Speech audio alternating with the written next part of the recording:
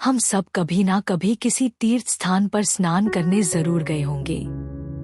हिंदू धर्म में मान्यता के अनुसार तीर्थ स्थान पर स्नान करने से हमारे पापों का नाश होता है।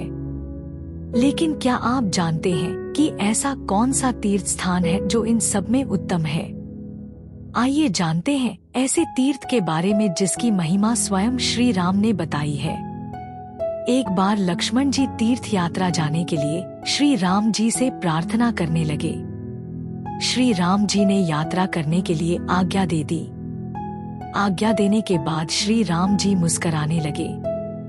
लक्ष्मण जी ने कहा, भगवान, दास से कौन सी त्रुटि हो गई जिसके कारण आप मुस्कुरा रहे हैं? श्री राम जी ने कहा, लक्ष्मण, समय आने पर खुद ही आप समझ जाएंगे।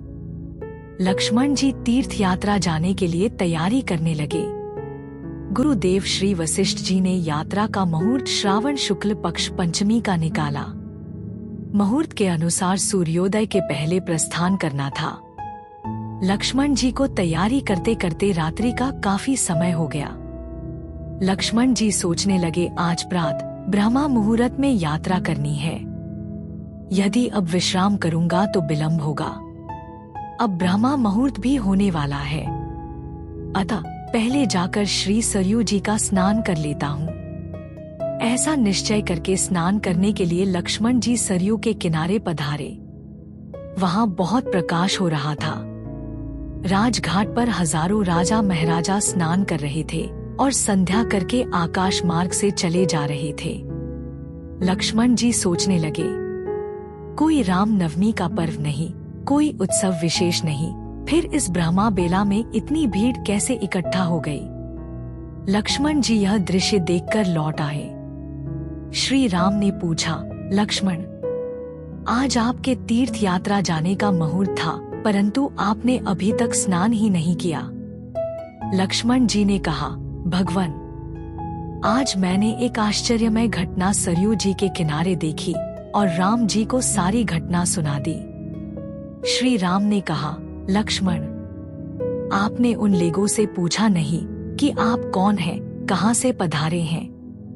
लक्ष्मण जी ने कहा, भगवान, यह तो दास से बड़ी भूल हो गई। मैं संकोचवश कुछ भी नहीं पूछ सका क्योंकि वहाँ हजारों लोग स्नान कर रहे थे। आज मैं पुनः जाऊंगा और सबसे परिचय पूछूंगा। लक्ष्मण जी पुनः गए। देखते हैं कल की तरह हजारों लोग स्नान कर रहे हैं, लेकिन कोई किसी से बोलता नहीं है। लक्ष्मण जी हाथ जोड़कर प्रणाम करते हुए बोले, भगवान, आप लोगों का परिचय जानना चाहता हूँ। हजारों राजाओं ने कहा, हम लोग काशी गया, जगन्नाथ, बद्रीनाथ, केदारनाथ, श्रीरंगम, रामेश्वरम और द्वारिकापुरी आदि 68 करोड़ तीर्थ देवताओं का रूप धारण करके यहाँ नित्य प्रति श्री अयोध्या का दर्शन एवं सरयू जी का स्नान करने आते हैं। इसके बाद लक्ष्मण जी महिलाओं के घाट पर गए और उन्होंने उन माताओं को प्रणाम करके पूछा। माताओं ने कहा, हम गंगा, यमुना, सरस्वती, ताप्ती, तुंगभद्रा, कमला, कोशी, गंडकी, नर्मदा, कृष्णा एवं क्षिप्रा आदि भारत की हजारों पवित्र नदियाँ नित्य प्रति श्री रामपुरी का दर्शन एवं श्री सरयू जी का स्नान करने आते हैं। उसी समय एक विकराल काला पुरुष आकाश मार्ग से आया और श्री सरयू जी की धारा में गिरा। थोड़ी देर बाद जल से निकला तो गौरवर्ण हाथ में शंख, चक्र, गदा आदि धारण किए प्रकट हुआ। लक्ष्मण जी ने ऋषियों से पूछा, भगवान, ये देवता कौन है जो अभी काले थे फिर गौरवर्ण के हो गए? ऋषियों ने कहा, लक्ष्मण, ये तीर्थराज प्रयाग है। ये सब देखने के बाद लक्ष्मण जी वापस श्री राम के पास चले गए। लक्ष्मण जी ने सारी घटना राम जी से बताई।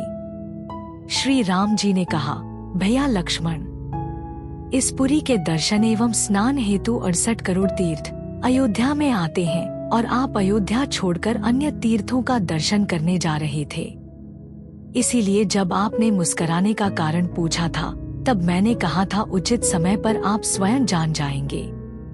अब आप निर्णय कर लीजिए कि तीर्थ यात्रा में जाना है या नहीं। इस प्रकार लक्ष्मण जी को सरयू में स्नान का महत्व समझ आया, जो आज भी प्रासंगिक है।